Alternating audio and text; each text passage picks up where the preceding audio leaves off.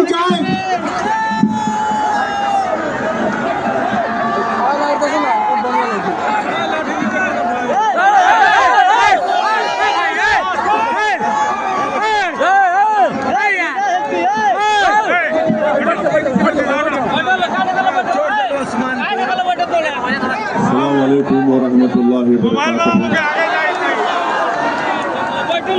मोअज़्ज़िज़ हाज़रीन इकराम, बुज़ुर्गान क़ौम और मिल्लत, मेरे ग़यूर नौजवान साथियों,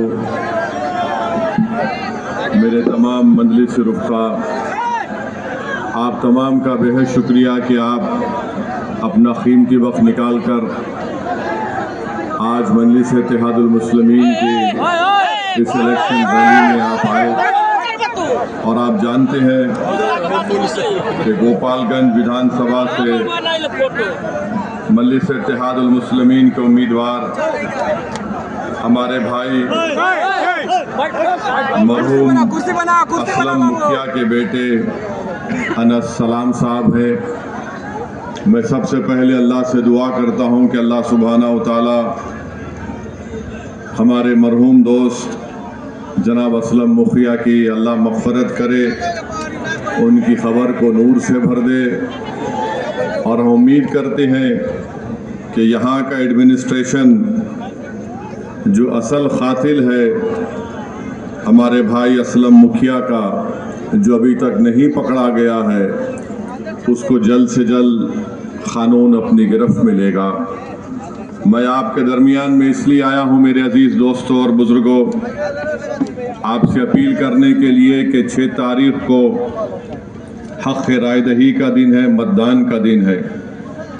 आप तमाम से ये बोलने आया हूँ, अपील करने आया हूँ कि आप अपना एक वोट मजलिस के इंतखाबी निशान पतंग छाप पर बटन दबाकर आप अपने इत्तेहाद का सबूत दीजिए, अपने सियासी शऊर का सबूत दीजिए। और गोपालगंज विधानसभा में अगर आप विकास चाहते हैं तो यकीनन आपको यहाँ से एमआईएम पार्टी के उम्मीदवार को कामयाब और कामरान करना है।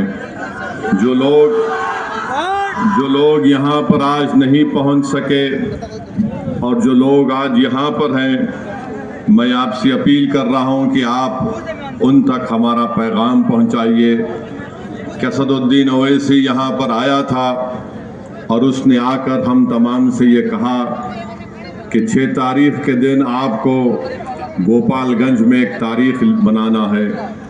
मरहूम असलम साहब ने इलेक्शन लड़ा था, उस वक्त भी आप तमाम ने बड़ी जुर्रत और बहादुरी के साथ मजलिस के उम्मीदवार के हक़ में अपना वोट दिया।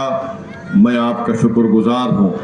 मगर अब की बार हमको यहाँ से अपना विधायक को कामयाब और कामरान करना है, ताकि वो बिहार की विधानसभा में जाकर यहाँ पर जो तालीम का मसला है, जो यूनिवर्सिटी एक ज़िले में नहीं है, उसको बना सके। यहाँ पर अस्पताल नाम का तो है मगर यहाँ पर डॉक्टर और दवाएं नहीं मिलती हैं। यहाँ का नौजवान बेरोज़गार है, उसका मुक़द्दर बेरोज़गारी बना दिया गया है। और आप जानते हैं कि बड़ी तादाद में नौजवान यहाँ से निकलकर भारत के कोने कोने में चले जाते हैं। गांव में रोड नहीं है और फिर आप देखते हैं कि बहुत ज़्यादा यहाँ पर किसानों को परेशानी है, सिंचाई का इंतज़ाम नहीं है, बिजली का कोई मौसर इंतज़ाम नहीं है। तो ये तमाम ऐसे मसले हैं जहाँ पर आपको एक हरकियाती विधायक को कामयाब करना है। जो एमआईएम पार्टी ने अनस सलाम को यहाँ पर आपके सामने पेश किया है। मेरे अजीज़ दोस्तों और बुज़ुर्गों, आप देखते हैं कि आज हम ये भी देखते हैं कि बिहार में जिसकी आबादी 3% की नहीं है, वो ये कह रहे हैं कि अब की बार उनका उप मुख्यमंत्री राजद से होगा। और जिसकी आबादी 17% है, उनका कोई नामो निशान नहीं है। अगर कोई बिहार में कहता है कि अब के बार मल्ला का बेटा डिप्टी चीफ मिनिस्टर होगा, तो मैं पूरे आप तमाम से एक सवाल और एक फ़िक्र देकर जाना चाहता हूं कि कि क्या आदम का बेटा मुख्यमंत्री नहीं हो सकता, क्या अब्दुल का बेटा मुख्यमंत्री नहीं हो सकता, क्या मोहम्मद का बेटा मुख्यमंत्री नहीं हो सकता, क्या अनस सलाम आपका विधायक नहीं हो सकता। अभी चुनाव शुरू नहीं हुआ तो मल्लाह के बेटे ने कह दिया, राजद के नेता के मौजूदगी में कह दिया कि अब के बार उप मुख्यमंत्री हमारे समाज का होगा, जिनकी आबादी सिर्फ 3% है और जिसकी आबादी 17% है, जो मोहम्मद का बेटा है, जो आदम का बेटा है, जो अहमद का बेटा है, वो ये ख्वाब भी नहीं देख सकता है। तो ये इंसाफ की लड़ाई है, याद रखिए। 17% है और कितने टिकट दिए जाते हैं, जो 14% हैं उनको कितने टिकट मिलते हैं आप खुद देख लीजिए। 14% हैं तो 36% टिकट दिए जाते हैं। अब आप बताइए, जब असदुद्दीन ओवैसी ये बात करता है तो ये लोग हमको झूठा इल्जाम लगाते हैं कि वोट कटवा है, ये वोट काटने के लिए आया है। मेरे अजीज दोस्तों और बुजुर्गों, यकीनन हम वोट लेंगे और वोट देंगे भी इंशाअल्लाह ताला। अब तक हम सिर्फ वोट देते आए थे। ये जालिम लोग नहीं चाहते कि आप वोट हासिल करें। मजलिस आपको ये पैगाम देने आई है कि हम वोट लेंगे भी, वोट हासिल भी करेंगे और इंशाअल्लाह ताला हम यहाँ से अपने उम्मीदवार को यहाँ का विधायक बनाकर भिजाएंगे इंशाअल्लाह। और दूसरी तरफ आप देख लीजिए, एनडीए है, बीजेपी है। बीजेपी तो अल्पसंख्यक समाज जो भारत की 14% आबादी है, उसमें से किसी को टिकट नहीं देते। जेडीयू है तो कितने दिए, 2 टिकट दिए। और फिर मोदी जी किस जबान से ये जनता के सामने आकर कहते हैं कि भाइयों बहनों, मैं सबका साथ, सबका विकास और सबका विश्वास चाहता हूं। आप बताइए, जब हम इंसाफ की बात करते हैं तो वो सच्चाई पर मुबन्नी है। बाबा साहेब अम्बेडकर ने जो संविधान बनाया, बाबा साहेब अम्बेडकर ने संविधान में लिखा कि अब तो मैं संविधान बना रहा हूं, तो अब ये जिम्मेदारी उन कमजोर लोगों की है जिनके पास कोई ताकत नहीं है। अगर उनको ताकत हासिल करना है, उनको अगर सामाजिक न्याय को हासिल करना है, अगर उनको बराबरी चाहते हैं, अगर वो हिस्सेदारी चाहते हैं, अगर वो इज्जत चाहते हैं, अगर वो समाज में अपना मुकाम चाहते हैं, अगर वो नाइंसाफी को खत्म करना चाहते हैं, अगर वो जालिम के जुल्म को रोकना चाहते हैं, तो बाबा साहेब अम्बेडकर ने संविधान में लिख दिया कि तुमको इंसाफ को हासिल करना पड़ेगा, तुमको भाईचारगी को हासिल करना पड़ेगा, तुमको आजादी को हासिल करना पड़ेगा। जो हम इस आजादी की जब हम बात करते हैं, हम चाहते हैं कि जो जंजीरें हमारे दिलो दिमाग में डाल दी गई हैं, जिसकी बुनियाद पर हम किसी की गुलामी करने के लिए मजबूर हो जाते हैं, ओवैसी आज तुम्हारे दरमियान में आकर कह रहा है, अगर 3% आबादी वाला कहता है कि मल्लाह का बेटा उप मुख्यमंत्री होगा, तो ओवैसी कहता है कि बिहार के 17% मोहम्मद और आदम का बेटा भी इंशाअल्लाह ताला मुख्यमंत्री होगा। मैं मुबारकबाद भी देता हूं वीआईपी पार्टी के उस जिम्मेदार को कि उन्होंने अपनी समाज के इत्तेहाद और उनके सियासी शऊर की बुनियाद पर पूरे एतमाद के साथ कह दिया कि हम 3% है मगर हमारा उप मुख्यमंत्री होगा। अब बताओ, जो लोग मजलिस पर उंगलियां उठाते हैं, जो 17% की आबादी में है, बताओ क्या संविधान में राइट टू इक्वालिटी नहीं है कि मसावात होगा? क्या संविधान में इस बात की बात नहीं की गई कि भाईचारगी होगी? जब मसावात और इक्वालिटी और फेटर्निटी की और जस्टिस की बात होगी तो फिर क्यों नहीं हर समाज को उसका हिस्सा दिया जाता है।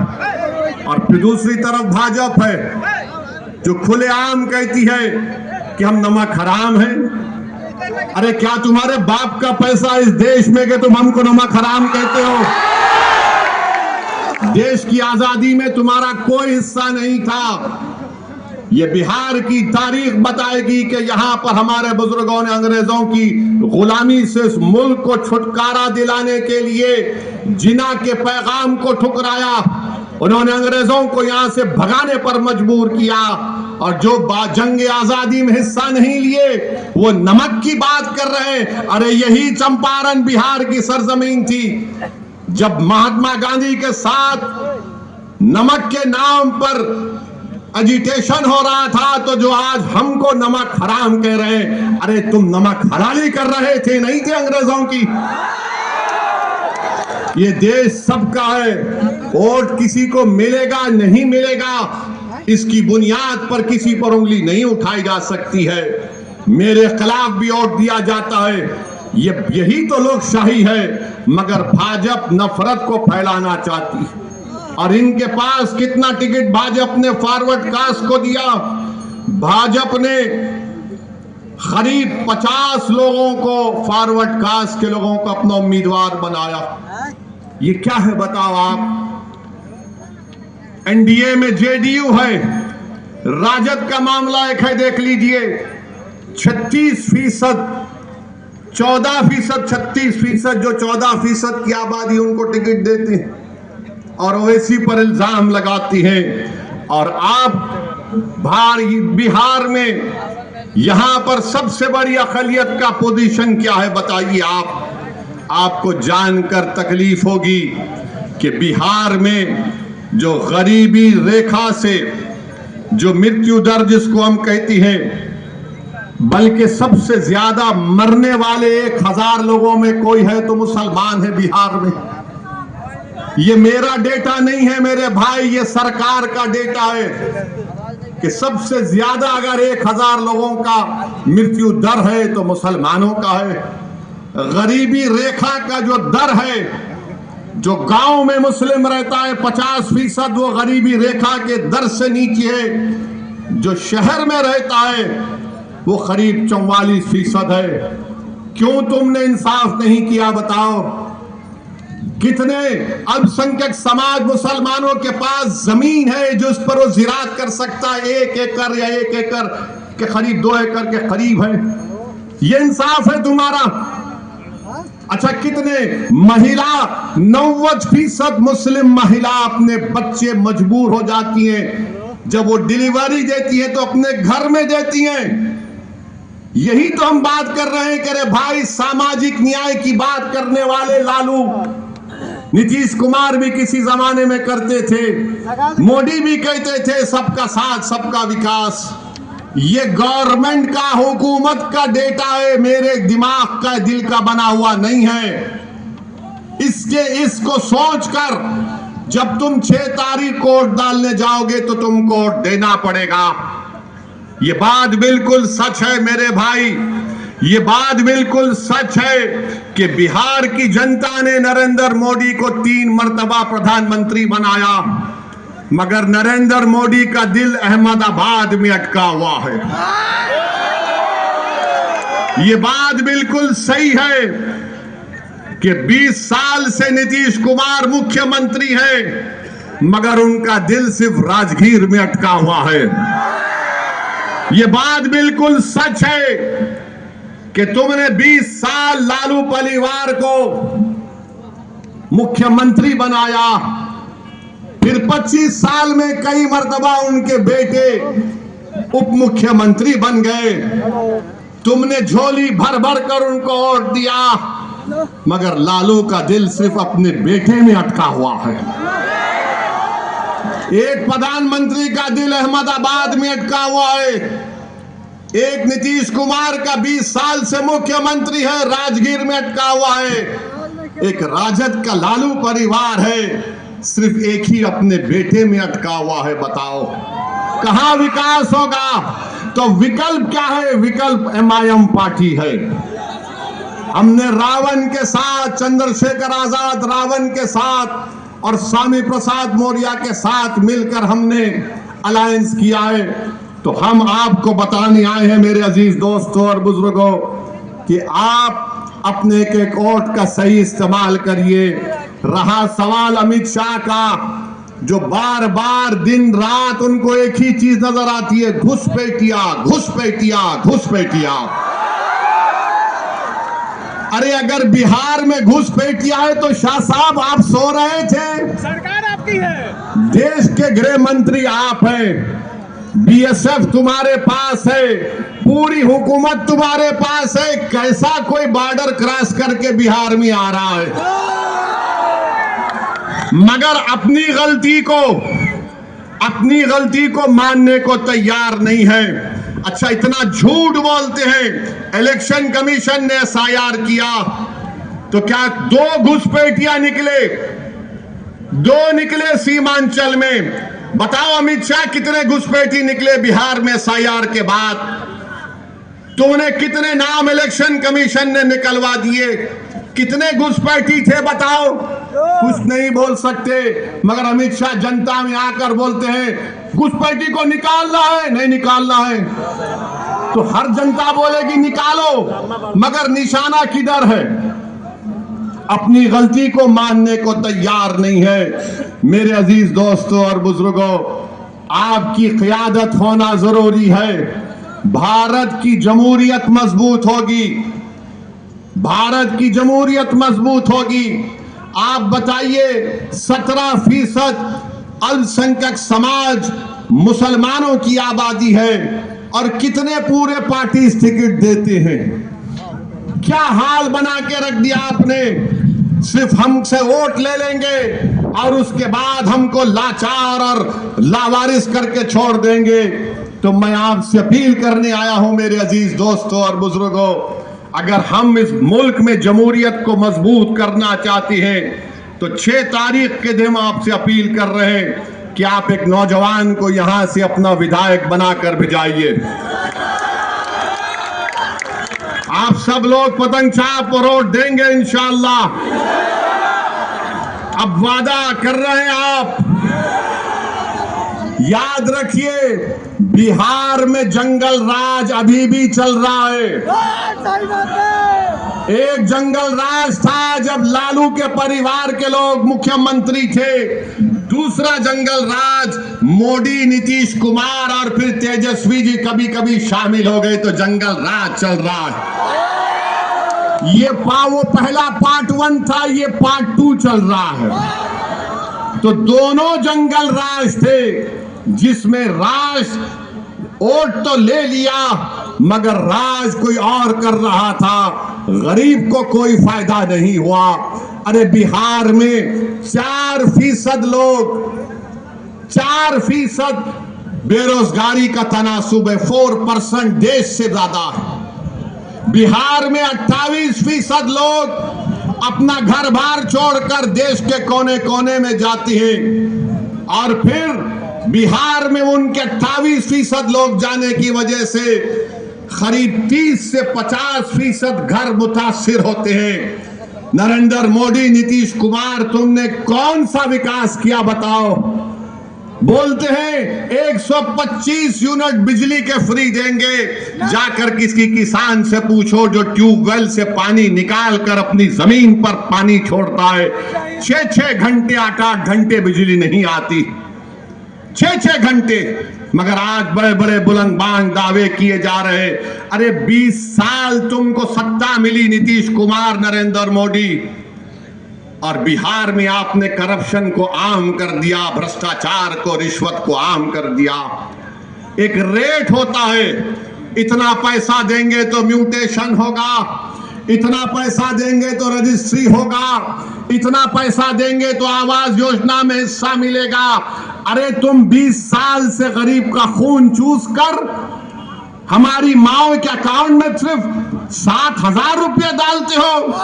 अरे तुमको तो डालना था, इतनी रिश्वत तुम्हारे दौर में आम हो गई कि तुम कम से कम एक एक के अकाउंट में 50,000 डालते तो शायद हम कैसे मान सकते थे कि तुमने रिश्वत का एक 5% हिस्सा गरीबों को दिया। इतना रिश्वत तुमने लिया है।